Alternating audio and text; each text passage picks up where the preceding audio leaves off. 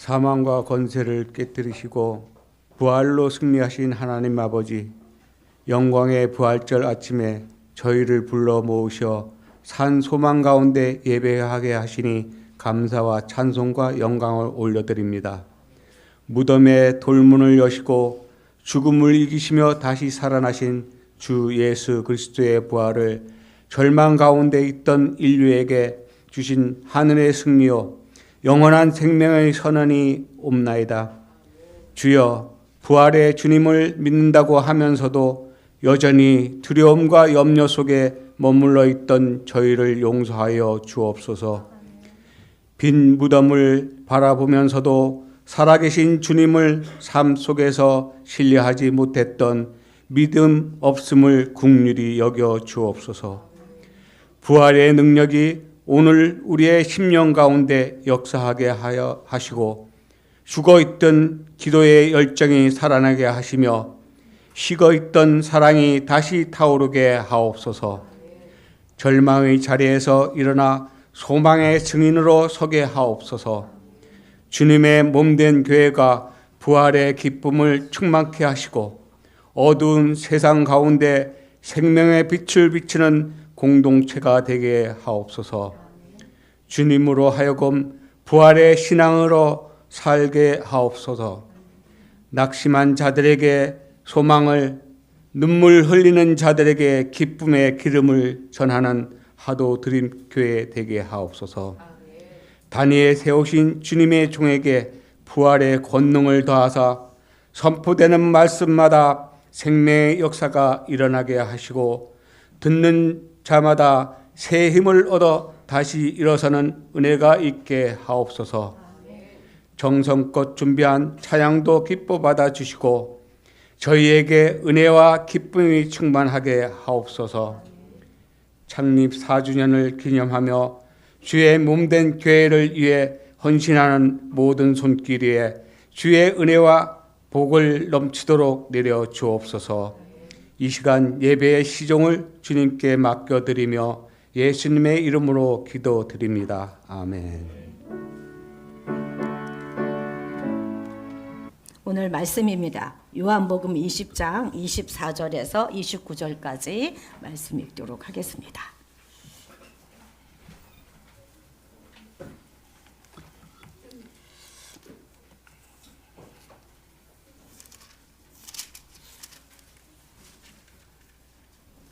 요한복음 20장 24절에서 29절입니다.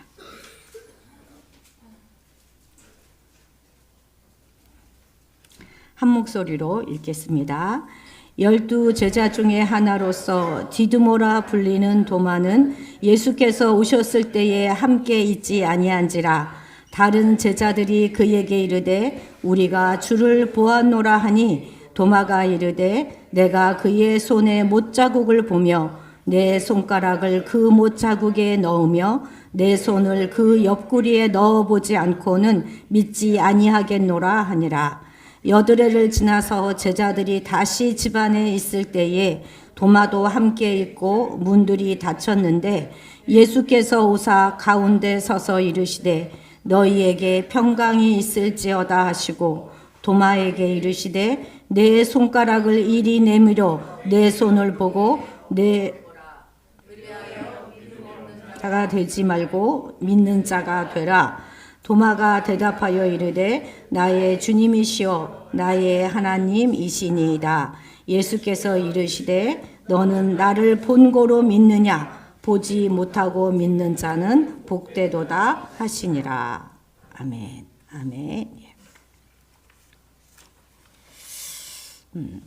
우리가 늘 듣는 것처럼 기독교의 핵심 진리는 십자가와 부활입니다.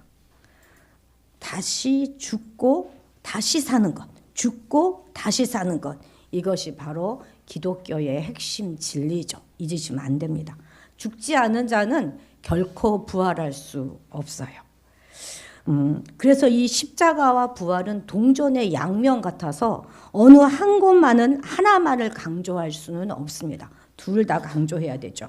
근데 어느 교회 가면 이제 십자가만 계속 강조하고 말씀하시는 그런 목사님들도 계시는데 그렇게 하다 보면 좀 불쌍하고 좀 매겁고 그런 신앙이 되기가 쉬워요. 그러니까 십자가만 강조하는 그런 교회는 보면 어둡고 무겁고 칙칙하고 그리고 좀 다들 슬퍼합니다. 근데 또 한편으로는 막 부활만 강조하는 그런 교회도 있거든요. 그러면 그 믿음이 허황된 믿음이 되기가 아주 쉽습니다. 그래서 이 십자가와 부활 늘 이 두 가지는 균형감 있는 우리 신앙의 두 기둥이 되어야 하는 것이죠. 믿지 않는 사람들에게는 십자가도 그렇고 부활도 그렇고 참으로 어려운 개념들입니다. 특히 부활은 더더욱 그렇죠. 믿고 받아들이기가 쉽지 않습니다.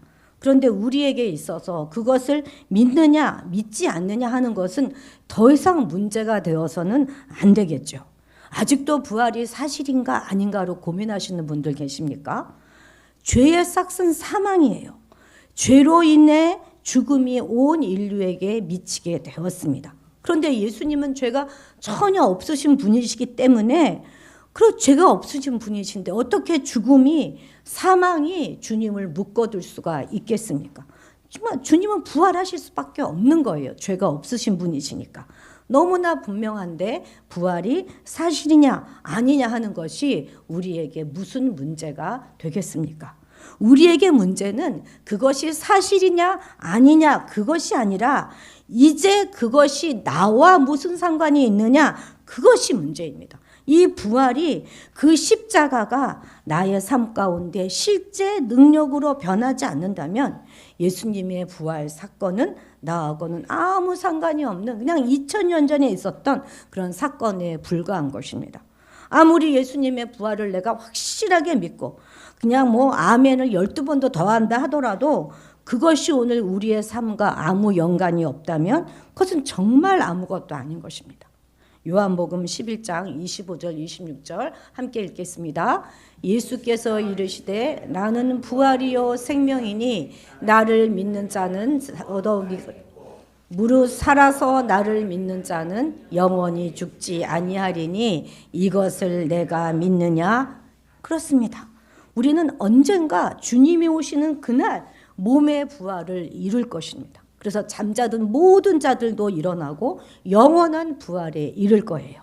그러나 부활을 먼 언젠가 저 언젠가 일어날 일로만 생각해서는 안 되는 것이죠. 물론 주님이 죽음에서 살아나신 것처럼 우리도 죽음을 이기고 부활할 것이지만 오늘 바로 지금 우리는 그 부활의 능력으로 살아가야 하는 것입니다. 그래서 부활절을 단순히 2000년 전의 기적으로 그때의 기적을 기념하는 날이 아니라 이미 끝났다라고 생각한 우리의 삶의 마침표를 하나님께서 쉼표로 바꾸는 날이 되어야 하는 것이죠. 우리 일상의 삶 속에서 모든 일이 다 끝났다. 이젠 절망이다. 그렇게 생각했던 일에 다시금 주님의 보혈이 떨어져서 다시 한번 도전하고 다시 한번 시작하여서 새로운 열매를 맺는 그런 일들이 일어날 때 우리는 부활의 능력으로 살아가고 있는 것입니다. 우리가 부활의 능력으로 오늘을 살아가지 않는다면 부활을 믿지 못하는 불신자들과 우리는 하나도 다를 것이 없는 것이죠. 낙심하고 절망 가운데 있는 자들이 그 부활의 능력으로 우뚝 서게 됩니다. 습관적인 죄 가운데 빠져서 허우적거리던 자들에게 그 죄로부터 해방될 힘을 줍니다. 늘 우울하고 자신감 없이 살아가는 그런 사람들이 주님의 부활의 능력으로 다시 일어나게 서는 거예요. 용서할 수 없었던 일이 이제 용서할 수 있게 되고 사랑할 수 없었던 사람을 다시 품어내어 사랑하게 되고 반복되는 실패 가운데서 길을 찾고 주님으로 다시 시작하는 이런 일들이 우리의 삶 가운데 일어나야만 우리가 부활의 능력을 가진 그런 사람들이 되는 것이죠. 여러분들 혹시 포기한 일들이 있습니까? 접어두고 계신 일 있으세요? 다시 한번 도전하십시오. 그래서 마침내 이루어내시고 열매를 맺고 힘차게 살아가는 것이 바로 부활의 능력입니다. 그래서 이제 우리가 그 능력으로 우리의 한계를 넘어서는 그런 그리스도인들이 되는 것이죠. 근데 저는 오늘 조금 다른 이야기를 해보려고 하는데요. 물론 부활의 능력이 우리의 오늘과 내일에도 새 힘을 주는 것이 맞지만 우리의 과거도 살려낼 수 있다는 말씀을 여러분께 드리고 싶습니다. 이미 지나가 버렸어요. 이미 고칠 수 없는 시간이 되어버려서 언제나 그것은 내게 아픔이지만 부활의 능력으로 예수 그리스도의 보혈로 그것을 재해석함으로 해서 그 상처가 그 아픔이 우리에게 별이 되고 훈장이 될 수 있다는 사실을 여러분 아십니까? 오늘 이 시간 부활의 빛이 여러분의 어두운 과거를 어떻게 찬란한 보석으로 바꾸는지 함께 나누어 보려고 합니다. 자, 첫 번째, 부활은 우리의 상처를 흉터가 아닌 영광의 흔적으로 바꾸어 줍니다. 우리의 상처가 흉터가 아니에요. 영광의 흔적이 되는 것입니다. 우리 인생에는 누구나 다 지우고 싶은 과거, 다시 떠올리고 싶지 않은 상처의 조각들이 있습니다. 어떤 이들은 부모님으로부터 받은 상처일 수도 있고 또 어떤 이들에게는 뼈아픈 실패의 기억이나 배신의 흔적일 수도 있습니다. 우리는 흔히 그 상처 때문에 내 인생이 망가졌다 이렇게 생각합니다. 하지만 부활의 주님을 만난 사람은 그 과거를 다시 읽기 시작하는 거예요. 부활은 단지 죽은 사람이 살아났다 하는 그런 생물학적인 기적에 머물지 않습니다. 물론 우리가 부활의 능력이 아무리 대단하다 하더라도 과거에 있었던 일을 다 없애버리거나 고칠 수는 없지요. 그러나 그에 대한 해석을 우리가 바꿀 수 있는 것입니다. 그 상처를 영광의 흔적으로 재해석하는 거예요. 그렇습니다. 부활의 진짜 능력은 해석의 능력에 있는 것입니다. 부활하신 예수님이 제자들에게 나타나셨을 때 그분의 몸은 완벽하게 깨끗한 상태가 아니었어요. 여러분 아시죠? 손바닥에 못자국이 있었고 옆구리엔 창자국이 선명하게 남아 있었습니다. 그분은 전능하신 하나님이세요. 죽음 권세마저도 이기신 분이신데 모든 흉터 다 지우고 깨끗한 몸으로 부활하실 수도 있었을 것입니다. 그런데 예수님은 그렇게 하지 않으셨어요. 그 상처 그대로, 그 흉터 그대로 부활하셨습니다. 그래서 주님은 우리에게도 상처를 없애라고 말씀하지 않으세요. 그 상처가 뭐냐? 그렇게 나무라지도 않으십니다. 그냥 덮어두라고, 잊어버리라고 말씀하지도 않으세요. 대신 그 상처를 별처럼 빛내라 이렇게 말씀하십니다.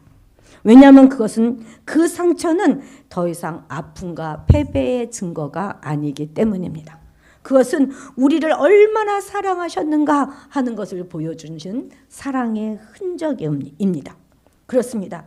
예수님의 몸에 남은 상처는 더 이상 고통의 흔적이 아니에요. 그것은 인류를 사랑하셔서 죽기까지 순종하셨다는 사랑의 훈장이고 사망 권세를 이겼다는 승리의 증거입니다. 부활의 빛이 비추자 비참했던 처형의 흔적이 온 우주에서 가장 고귀한 영광의 흔적으로 바뀐 것입니다. 우리 인생도 마찬가지예요. 부활의 능력을 경험하면 우리를 괴롭히던 그 상처는 나를 부끄럽게 만드는 흉터가 아니라 내가 하나님의 은혜로 이만큼 살아남았다 하는 생존의 증거이자 영광의 훈장으로 재해석되는 것입니다. 20장 27절 같이 읽겠습니다. 시작. 도마에게 이르시되 내 손가락을 이리 내밀어 내 옆구리에 넣어보라. 그리하여 믿음 없는 자가 되지 말고 믿는 자가 되라. 제가 뭔가 다 안 적은 것 같아요. 그렇죠? 조금 좀 빼먹고 적은 것 같습니다. 예. 맞나요? 내 손가락을 아무튼 좀 그러네요. 예, 어쨌든 자, 주님께서 당신의 상처를 보여주시면서까지 믿음을 가질 것을 말씀하셨어요. 믿는 자가 내 상처를 보고 믿는 자가 되라 이렇게 말씀하셨습니다. 이처럼 주님의 상처가 믿음의 귀한 도구로 사용되었듯이 우리의 상처 역시 영광의 상처가 될 것입니다. 그래서 부활의 주님을 만난 인생은 자신의 과거를 절대 부끄러워하지 않습니다. 영어 단어 중에 스카라는 단어가 있어요. 스칼. 이게 R이 옆으로 가서 붙어야 되는데 왜 밑으로 내려왔지? 한번 어떻게 좀 해보세요. 옆으로. 스칼 옆으로. 예, 그죠? 예. 네, 됩니까? 이 뜻이 무슨 뜻이냐면 흉터라는 뜻이에요. 흉터, 스칼. 그런데 여기서 C를 빼고 그 자리에 그냥 되게 PPT 그냥 되게 좀 해주세요.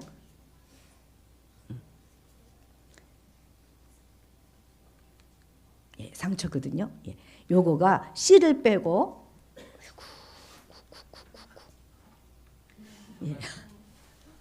C를 빼고 거기에다 T를 좀 넣으면 스타를 돼요. 스타. 별이 됩니다. 별. T가 뭐예요? 십자가잖아요. 우리가 상처를 가지고 십자가 앞으로 나가면 그것이 별이 되는 것입니다. 주님 안에 있으면 내 실패했던 기억, 버림받았던 아픔, 가난했던 시절의 모든 눈물은 나를 갉아먹는 독이 되는 것이 아니라 나에게 빛나는 가장 독특한 보석이 되는 것을 믿으시기 바랍니다. 이렇게 돼야 되는 게 맞죠, 그렇죠? 여기서 C를 빼고 그 다음 됩니까? 상처인데 C를 빼고 십자가를 넣으면 이것이 별이 되는 거예요. 우리 상처가 별이 되도록 하십시다. 두 번째는 우리 부활은 과거의 수치를 사명의 자리로 바꿉니다. 사명의 자리로. 제자 베드로를 보십시오. 그는 주님을 3번이나 부인했어요. 그리고 얼마나 가슴을 치고 자기가 한 일에 대하여 얼마나 후회를 했겠습니까? 그리고 닭이 울 때마다 자신의 비겁함과 수치심 때문에 아주 몸소리 쳤을 거예요. 하지만 부활하신 예수님은 그를 찾아가서 정죄하지 아니하시고 다시 사명을 주십니다. 21장 17절 함께 읽겠습니다. 세 번째 이르시되 요한의 아들 시몬아 내가 나를 사랑하느냐 하시니 주께서 세 번째 내가 나를 사랑하느냐 하심으로 베드로가 근심하여 이르되 주님 모든 것을 아시오매 내가 주님을 사랑하는 줄 주님께서 아시나이다. 예수께서 이르시되 내 양을 먹이라. 내 양을 먹이라. 새로운 사명을 주는 거예요. 제자를 계속 양육해내라 하는 것이죠. 베드로의 배신했던 그 과거는 사라지지 않았습니다. 그러나 부활 이후 그의 과거는 나 같은 죄인도 살리시는 하나님의 은혜를 증거하는 가장 강력한 설교의 재료가 되었을 것입니다. 여러분의 가장 아픈 상처가 무엇입니까? 부활의 주님의 손에 그 상처를 맡길 때 그 상처는 나와 같은 아픔을 겪은 다른 사람을 치유하는 사명의 도구가 되는 것입니다. 내가 아파봤기 때문에 진심으로 눈물을 흘려줄 수 있는 치유의 강선이 되는 것이죠. 일본에서는 귀한 도자기가 깨지잖아요. 그러면 그걸 그냥 버리지 않는데요. 장인은 그 도자기 하나하나 조각을 다 이렇게 모아가지고 정성스럽게 이어 붙입니다. 그 이어 붙인 그 자국이 남잖아요. 그 자국을 가리는 게 아니라 마지막 단계에서 오히려 그 이어 붙인 그 자리에 금가루를 뿌려요. 그러니까 그 갈라진 틈을 숨기는 게 아니라 오히려 순금가루를 입혀갖고 선명하게 드러내요. 이것을 긴츠키 요법이라고 하는 건데 그래서 이렇게 더 아름다운 도자기가 탄생하게 되는 거예요. 이렇게 수리된 도자기를 보면서 깨지기 전보다 훨씬 더 아름답고 가치 있는 예술품으로 변하게 되는 것입니다. 사람들은 이제 이 그릇을 보면서 깨졌던 것이라고 생각하고 비웃지 않습니다. 오히려 그 금빛 선을 보면서 참으로 견고하고 아름다운 무늬를 가졌구나 이렇게 감탄하게 되는 것이죠. 성도 여러분, 하나님은 우리 인생의 최고의 긴츠키 장인이신 것을 믿으십시오. 여러분의 마음이 깨졌습니까? 꿈이 조각났습니까? 관계가 산산조각이 났습니까? 주님은 그 파편들을 버리지 않으세요. 부활의 주님은 그 깨진 틈 사이로 은혜라는 금가루를 채워 넣으십니다. 상처 없는 사람은 결코 가질 수 없는 깊이, 아파본 사람만이 가질 수 있는 긍휼의 마음, 무너져본 사람만이 가질 수 있는 겸손함, 이것이 바로 부활의 주님이 우리 상처 위에 덧발라 입혀주시는 황금빛 선들입니다. 이제 우리의 상처는 우리를 무너뜨리는 결함이 아니라 우리를 가장 값비싼 하나님의 작품으로 만드는 결정적인 무늬가 될 것입니다. 우리가 가진 상처가 타인에게 용기를 주는 가장 아름다운 이야기가 되는 것, 그것이 바로 일상에서 경험하는 부활의 신비가 아니겠습니까? 여러분이 겪은 고난과 상처는 여러분 인생의 아주 어두운 밤이었을 것입니다. 그러나 부활의 주님께서 그 어둠 속에 빛으로 찾아오실 때 그 상처는 비로소 별처럼 빛나기 시작합니다. 내가 질병으로 아파봤기 때문에 지금 질병으로 고통받는 이에게 진정한 위로의 별이 될 수 있습니다. 내가 실패의 쓴 잔을 마셔봤기에 지금 절망하는 청년에게 다시 일어설 용기의 별이 될 수 있는 것이죠. 내가 죄 가운데 방황해 봤기 때문에 길 잃은 영혼에게 예수 그리스도라고 하는 소망의 별을 전해줄 수 있는 것입니다. 성도 여러분, 부활은 결코 과거를 잊어버리는 게 아니에요. 부활은 과거를 다시 해석하는 것입니다. 하나님의 눈으로 예수 그리스도의 십자가 사랑으로 내 인생에 아팠던 챕터를 다시 읽어 내려가는 것입니다. 부활은 과거를 결코 바꾸지 못해요. 그러나 바라보는 나의 시선을 완전히 뒤바꿉니다. 부활의 능력은 우리에게 이제 더 이상 아프지 않을 거야 이렇게 말하는 것이 아니라 그 아픔이 결국 너를 빛내게 해줄 거야 이렇게 속삭입니다. 여러분의 과거를 저주하지 마십시오. 상처를 숨기지 마세요. 과거의 시간에 매어 있지도 마십시오. 오늘 이 시간 여러분의 마음속에 있는 그 아픈 기억들을 부활하신 주님 앞에 내어 놓으십시오. 주님께서 그 상처 위에 부활의 도장을 꽉 찍으실 때 여러분의 과거는 저주에서 축복으로, 상처에서 사명으로 재탄생하게 될 것입니다. 주님께서 그 상처를 만지실 때 여러분의 어제는 오늘을 비추는 영광의 흔적이 되고 내일을 인도하는 찬란한 별이 될 것입니다. 부활의 능력으로 상처가 별이 되는 기적이 여러분의 삶 속에 가득하시기를 주님의 이름으로 축복합니다. 기도하시겠습니다. 죽음 권세 이기시고 부활하신 예수 그리스도를 찬양합니다. 해마다 부활절을 맞이하고 늘 부활을 고백하면서도 우리의 삶은 여전히 부활의 능력이 없이 과거에 매여 살아감을 용서하여 주옵소서. 이제 상처 뒤에 숨는 비겁한 그리스도인이 아니라 상처가 변하여 영광의 흔적이 되는 그런 믿음의 사람이 되게 하옵소서. 상처에서 일어나 사명으로 나아가게 하시고 용기 있고 건강한 믿음의 삶을 살게 하시고 그것이 마침내 우리의 이웃과 우리의 가정을 살리는 건강한 영향력이 되도록 인도하여 주옵소서. 부활하신 우리 예수 그리스도의 이름으로 기도드렸습니다. 아멘. 아멘.